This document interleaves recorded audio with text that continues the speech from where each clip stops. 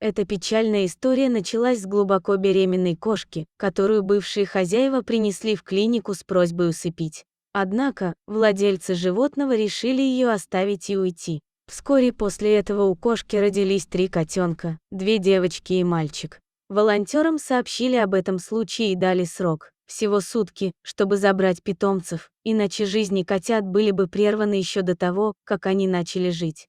В то же время, сотрудники решили сохранить и жизнь кошки-матери, которая получила имя Кассандра. Начались настоящие поиски временного приюта. Главное было найти место как можно скорее, а не где именно. Вскоре был найден подходящий временный приют, и семейство было перевезено туда. Кассандра, мама-кошка, оказалась очень умной. Она понимала, что они живут в гостях и старалась не доставлять временным хозяевам лишних забот.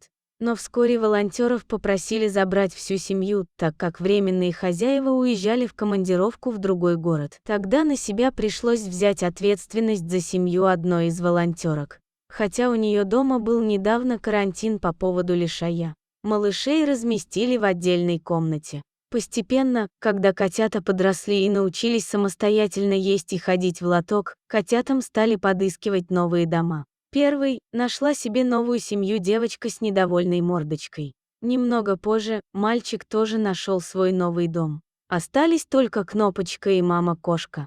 Маму-кошку Кассандру пришлось стерилизовать, и начали искать для нее новую семью. Но прошло довольно много времени, около 8 месяцев, и кандидатов было не так много. Более того, те, кто проявлял интерес, не устраивали куратора, то недостаток выгула, то проблемы с ребенком, то еще что-то. Однако, в один прекрасный день на улице Кассандры случился настоящий праздник. Ей удалось найти новую семью, готовую принять ее в свой дом.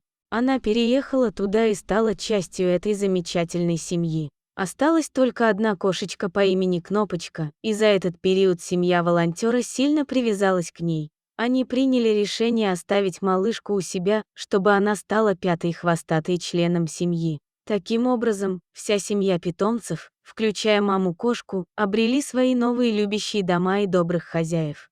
Их история стала примером того, как люди смогли спасти этих беззащитных созданий и дать им шанс на новую жизнь. Благодаря волонтерам и заботливым людям, эти котята получили возможность расти и радовать своих новых владельцев своими игривыми прыжками и мурлыканьем. Спасибо, дорогой друг, что дослушал до конца. Делись своим мнением в комментариях, а также подписывайся на канал. Впереди еще много интересного.